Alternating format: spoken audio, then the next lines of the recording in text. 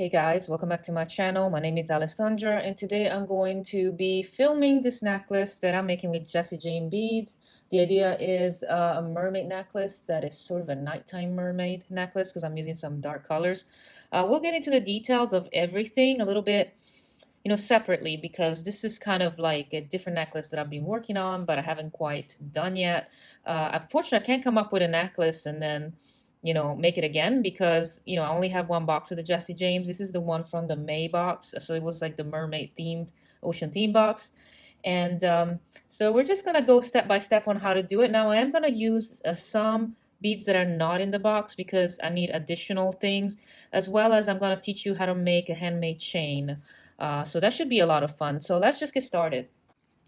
So the first thing we're going to do, we're going to glue some bead caps on this shell. You don't have to do this step. I just like when the bead caps don't move. So they make things a little bit easier.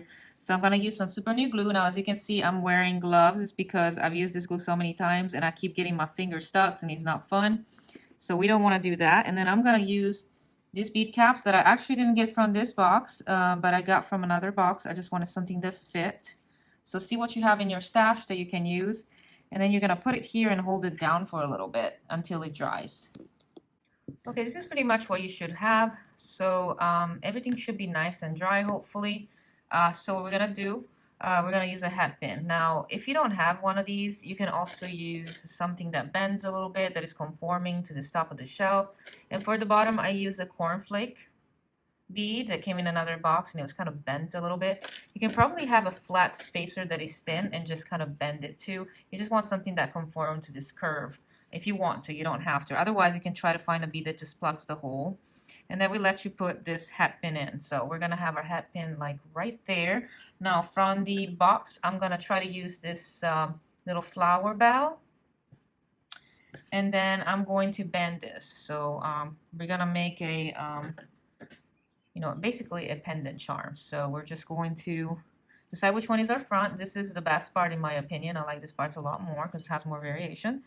So I'm just going to bend it at a 90-degree angle like that. And then I'm going to take, we actually need it to be on the side. So we're just going to do the side like this. You can always twist it around, but so we're going to use our cutters. And we're going to cut a little bit of it so that we can make a loop. And then we're going to hold this cap because I didn't glue this one. So I'm just going to hold the cap. Let me just zoom out a little bit so you can see better. I can always zoom in later. So just take, your round nose pliers and make a loop towards you. Like this. And just make sure that the loop goes into the hole of the bead cap. Like that. Okay? So here you have your charms, and you can always straighten the loop a little bit so it doesn't look so crazy. And then we're going to use our bail, which is actually like this. So I got it wrong. So we're going to turn this one around a little bit very carefully. We're just going to turn this loop. So it depends on how your bail is. My bail is, front facing. I don't know if you can see that. There's the loop right there. So we want this to be facing this way so we can actually attach it. So we're going to find, where we close our loop. I believe it was on the back for me. I'm not 100% sure. Let me see. Let me find it real close and I'll show you. So I actually closed this so well I couldn't find it, but you're going to find your loop and just open it, kind of like you do with a jump ring, like that. And you're going to slide your bell in there. And then you're going to close your loop. Now you want to be careful with this wire because it's a little bit easy to mar. I'm not really good at not marring things. I try my best, but just close it back by twisting it back, and then it's pretty much ready. Straighten it up so that it falls this way. So we have our pendant made, okay? So this is how it should look like. And you should have this, facing this way. So this is what you should have for straightening your bead cap if it's a little crooked. But yeah, this is not a perfectly symmetrical shell, so it's going to have an imperfection, and that's okay. But this is what you should have, okay? Okay, so next we're going to make a handmade chain. So this is how it looks like. Let me zoom in a little bit so you can see it better. So this is basically going to be our chain. We're going to make 2 segments. I already pre-made 3 of these, and I'm going to make 2 of these on camera so you can see how it's done, and then we're going to connect it with jump rings. So we're going to need for this is this wire that I use from Beadsmith. It is 16 gauge gold color wire. It's very soft. The core of it is copper and it's gold plated, and I thought it went well as a color with the overall look of the necklace. So you want to get a 16 gauge wire that is pretty soft because you're going to have to use your hands a lot, and you don't want anything too hard because it will hurt your hands. In fact, as I made this chain, I had to take several breaks because you need to rest your hands. So don't worry if you do one loop, take a break, come back, do another loop, take a break, etc., etc. It's actually better that way because you don't want to fatigue your hands. The reason I'm doing it this way is because I want to find a way for everybody to be able to make their own chain. So we're going to use a dowel. This one I bought at Michael's in a set of dowels, and it's a 9 millimeters in diameter. I don't know what it is in inches. It's definitely less than half an inch. And then we also are going to use some jump rings, and we're going to use 4 millimeter jump rings. But let's just go ahead and start on the chain, on the links. So I like not wasting my wire. So what I like to do is actually work directly from the spool. And what you're going to do, you're just going to actually work with the direction, the natural direction of the wire. So it's kind of bending this way. I was doing it the opposite. That's just the wrong way. So just give yourself a little bit of wire and then start bending around the mandrel. I hope you can see that. It's going to be a little bit hard. Basically, you want to get to this point, okay? So you're going to have this bent around the mandrel as tightly as possible, just like that. Then you're going to take your mandrel and slide it off. You should have something like this. Then you're going to get a little bit more of your spool. And you're going to do the same thing, but you're going to start sort of at the center over here. So you're just going to bend around the other side like this.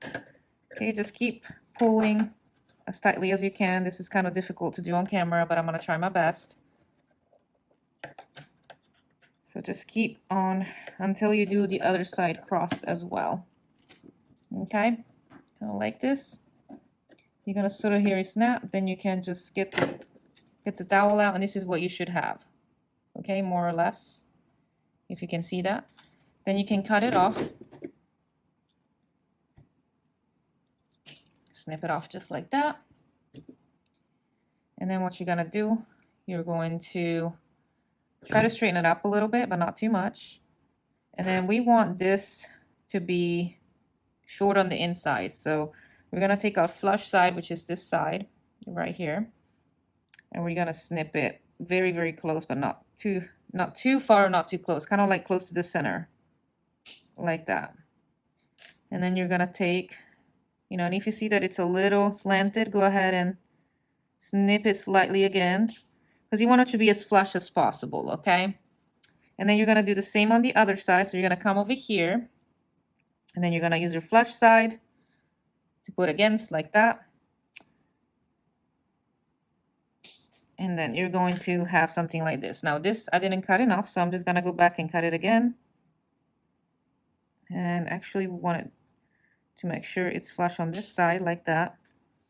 And you want to be flush on this side and cut it again like that. Okay, so you should have something like this. So you're going to have a little gap. So what you're going to do, you're going to straighten it with your hands and flatten it.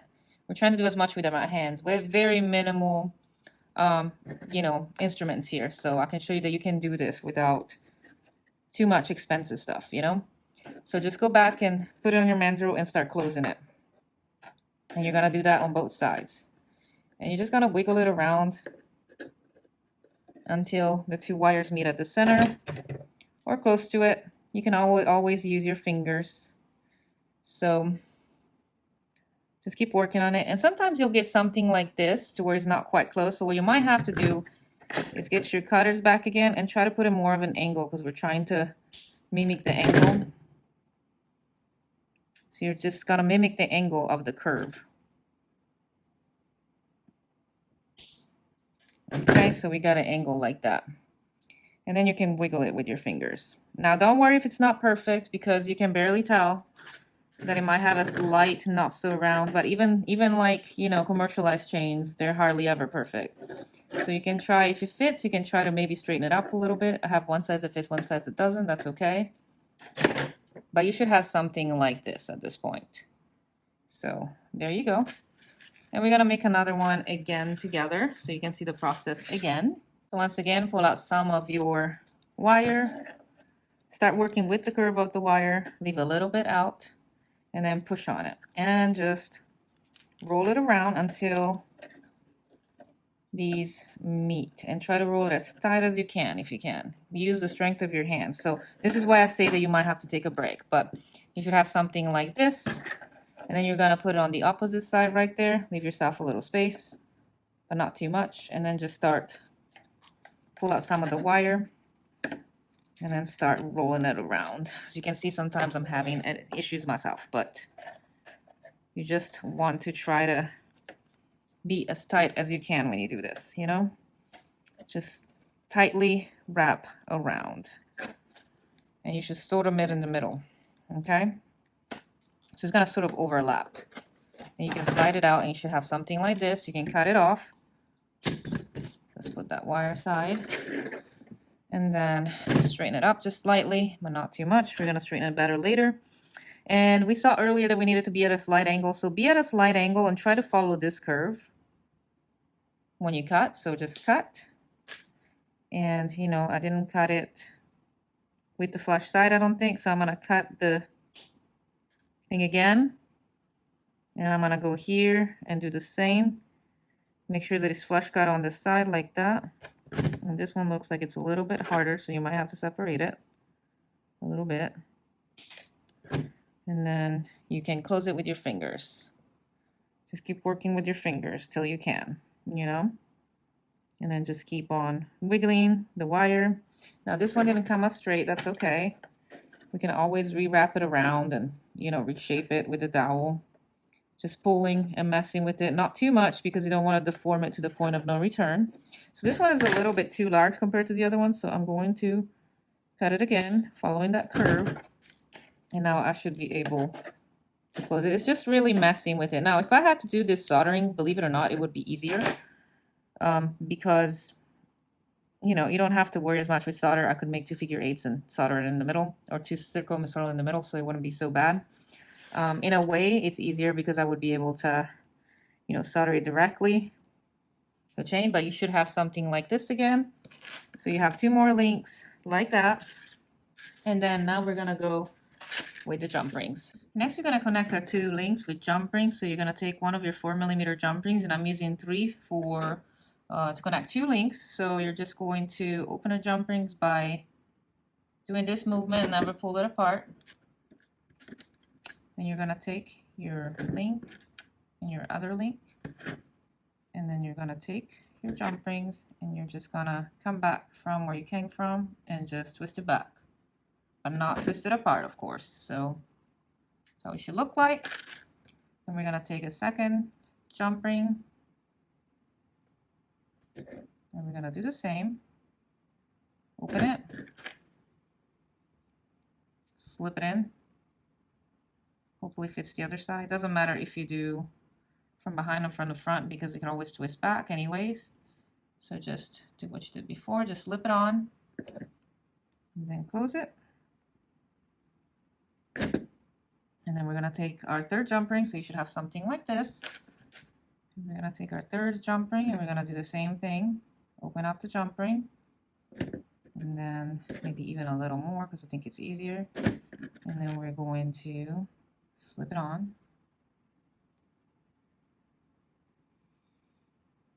Might take a little bit of working with it, you know. Then you grab it again and you close it again. Just make it meet. Make sure it's really well closed. And then you got your link. So this is how your link should look like. And what you're gonna do, you're gonna put 5 links on each side. And then after we're done with that, you're gonna meet me back and we can do the center of the necklace. We'll connect these later. Okay, so I made my 2 links. There are 5. We might have to add more or less depending on the length of the necklace. But for now, I'm gonna stop at 5. So Once again, just use a dowel and you'll be good to make a chain. So we're just gonna set these aside and look at the center of our necklace. Okay, I'm gonna use a board because I like using a board, but this is my idea. I use some rondelles from the box, and I also have some other rondelles from another box that I haven't used that are a similar color and they're blue. Now, if you don't have those, you could alternate maybe these if you want to, these blue ones that are in the box. I just wanted to keep this necklace pretty dark, so I didn't want the aqua color, but you can always use the aqua color. And then we got our pendant that we made earlier that should fit in the middle like this. So my only decision now is, do I want to loop wrap this one or do I want to use stringing wire? And I'm thinking I want to use maybe stringing wire. We'll see. So let's try that and see how it looks and how it falls.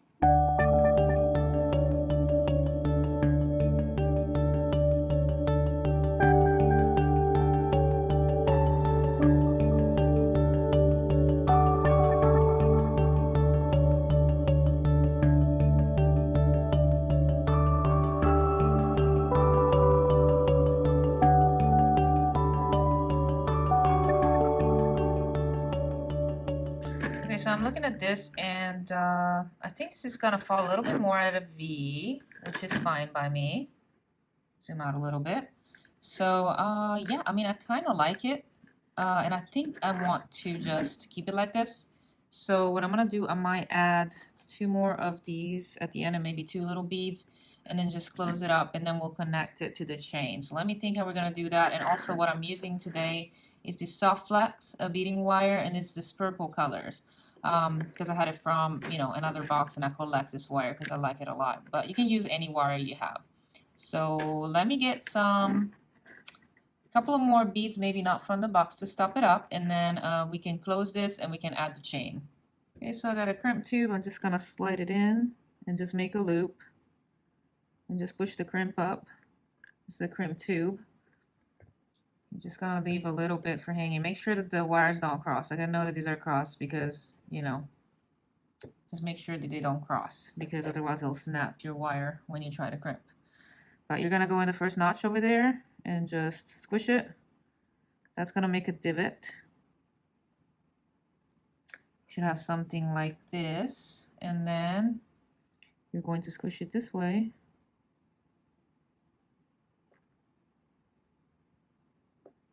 And then you're gonna have a nice smooth tube. And you're gonna push your beads up. You can maybe try to, you know, just leave a little bit of a tail, but not too much to split 1 or 2 beads. And you're gonna push the rest of them up. And then we're gonna cut enough for, you know, bending. So we're just gonna cut right there. So we got, and we're gonna add, I think I added 1 more of these over here because I think it's better.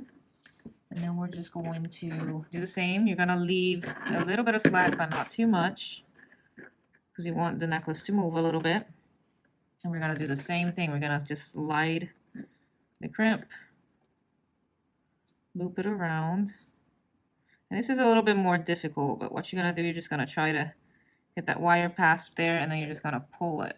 And then you're gonna make sure that there's not too much slack because you don't want too much, but you want a little bit. And make sure that these loops are the same size and then you can go ahead and crimp it. Again, that little tooth side with the little teeth. Make a divot. You don't have to squeeze too hard because, you know, you make it harder for yourself. You just have to squeeze a little bit. So that's a pretty nice fit. There might be a little bit of slack, and I see some slack here. So what I've been doing when I get slack like that, first of all, let me cut this off. So I'm just gonna cut the excess close to the bead. Okay, so when I feel like there's too much excess, I feel like actually this is pretty good. So we're just gonna leave it like that, I think.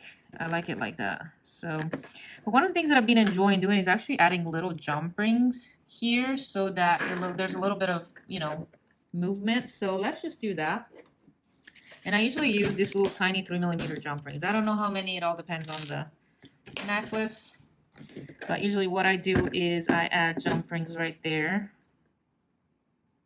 So I'll just open it up like we did before. And then if I can, I'll slide it in there. I usually like to add 1 or 2. You could also keep it closed and probably squish it in there. I might have to try that. I haven't quite tried it, but. So this is a little bit of delicate work, so you'll have to get really close when you do this.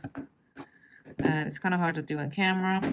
I might be able to just kind of, let's try to close the jump rings, you know, like I haven't tried this, but it probably is just as easy. So let's say that I want to try to put 3 jump rings on each side if I can. So I'm going to try to squish it. I don't know if that's going to work, but we can try. Sometimes it works, sometimes it won't. These are very, very small jump rings, so there's 2. And let's see if we can do a 3rd one. And then you can do that on the other side on your own. And I'm going to do that off camera. So I'm just going to add 3 jump rings on each side, like right there, and then I'll be back.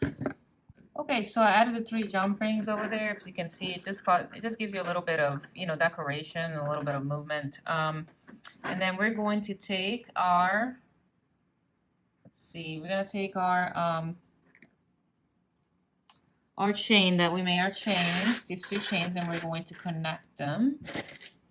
And I'm trying to decide what to use. I'm thinking I'm going to use probably, if I can, at least 2 jump rings. I don't know about 3. They might not be enough. I'm not 100% sure, but we're going to use probably some 4mm to connect them. So let's connect these, and we're just going to do basically what we did before. We're just going to open our jump rings once again.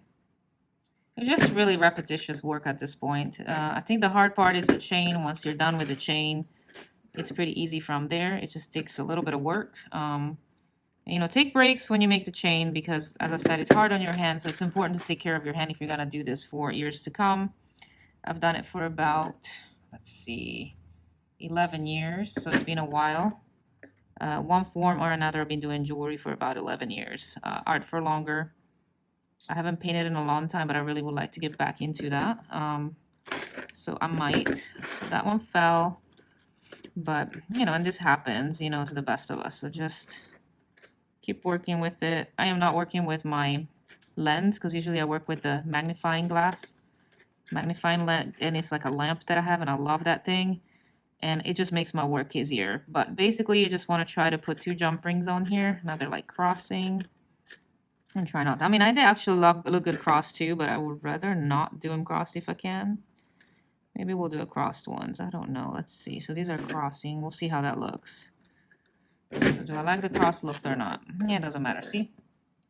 So we're just going to do something like this. I think 2 is enough. I don't think we need 3 this time. So I'm going to do that on the other side, and then I'll meet you back. Okay, almost done with our necklace. I've connected it with the 2 jump rings that we talked about. We got this chain. So what I'm going to do now before I close it, I want to make sure that I like how it hangs. So I'm just going to put it on my mannequin and let you guys know, and then we can finish it up. Okay, change of plans, guys. We're going to make a large clasp because I feel like my necklace is a little too short for my liking. So I just want a little bit of just a little tad more length. So to do that, I'm going to make a large clasp. Actually, I should have probably measured this. Hang on a second. Okay, I cut about 4 inches on my wire. So what I'm going to do, I'm going to kind of file the end a little. I don't know. I like filing the ends because I want them to be pretty smooth. Don't want any burrs or anything though. So make sure you get all the burrs off. And just trying to make this. Another thing that you can do is just take your cutters and just really flush with it. That's probably actually better. To be honest, some days I like filing, some days I don't. These wires that are gold plated are a little bit more delicate than say like copper or silver. You know, you can always polish them and take out the scratches. With this one you can't because it's gold plated. So I think I'm going to start by doing a little tiny loop at the end. Just keep rolling it. Okay. Actually zoom out. So we're going to do a tiny little loop, and we're going to make sure that it's nice and flush. And then we're going to do the opposite end. We're going to do the same thing, but on the opposite side. So we're going to take this. This one's facing this way. This one's going to face the other way, okay? So just do the same thing. Just roll it from the end and just make it about the same size. So just roll it. So you should have something like this. So you're going to find and straighten out your wire as much as possible. And then you're going to find your metal. So right now it's about, let's see, twisted around on me a little bit. Let me see if I can twist it back. because we want this to be facing opposite direction, like I said. So it's about 3 and let's see. This gives you the more accurate measurement. 1, 2, 3.25. So we want to do a little bit past 1.5. That's going to be your center. And you're going to bend it a little bit just to find your center. And then you're going to take a larger dowel and you're going to make a loop like this, and then you're going to go on the opposite side and kind of do the same thing like that. Okay, you're just going to try to get these wires to meet. I might have picked a loop that is a little bit too big though, I'm not sure. It doesn't matter, you don't have to do a perfectly you know, even. We can make one loop like this, and we can do a smaller one even. I might take like a smaller dowel and do it that way. I think I'm gonna like it better anyways. So we're just gonna take our smaller dowel and make the other loop. And we want it to meet the other wire, kind of like that. And yeah, it's gonna be all weird, so you might have to actually go back and use your a bench block and a mallet so you can straighten it out, and that's totally okay. Like, as you can see, mine is quite a bit bent, so let me get the bench block and a mallet so we can straighten it out. Okay, so we're gonna take our mallet and our bench block, and by using that little taps and turning it around so we can make it even on both sides, we're gonna work on this side first, and then we're gonna work on the other side as well, just doing little taps. Sometimes you might have to go a little bit off the mandrel to straighten it out, but you're just gonna keep doing that. Okay, and what this does is also work hardness, so just keep doing it over and over and over. This is how you harden your wire, and this is how you shape your wire without flattening it. So, so am I satisfied with this? Yes, but I want this to be a little bit closer. We don't want it completely closed because we want the clasp. This is gonna be our clasp, okay? So that's our clasp. So let's see how it looks before we keep going any further. I apologize about I'm not super clean when it comes to, you know, putting things together. But we want to do that, and I think what I'm gonna use last is gonna be a large jump ring. Let's see if we can make it fit. It should fit like that. This is the 10mm jump rings that I have ready. You could also make your own jump rings, which is not that hard to do. It's just, you know, time consuming, just like anything else. Here you go, we have our clasp, I think. So let's make sure that this jump rings is well closed, because we don't want any gaps, and we want it to look more professional. So just make sure that everything is really well closed. And then we're gonna add, you know, our jump rings again. I'm gonna use 5mm this time because I'm running out of the 4. So I'm just gonna use 5mm. I'm gonna do, I think, 2 this time instead of 3, just so that it has a little bit more, you know, way to move. So let's just do that and see how that looks. So once again, let's open the jump ring. Put our clasp on. Close the first jump ring. And I think this is the right side. I never really know what size you put the clasp on. I think it's like the right side, so you can close it better if you're right-handed, left-handed if you know, you might want to put on the left side. So once again, just open the jump ring, put it in there. This time I'm using 5mm instead of 4mm for a little bit of extra movement. And we're gonna do the other side, and we're gonna attach this jump ring. 10mm jump rings, we're gonna attach it with the 5mm jump rings.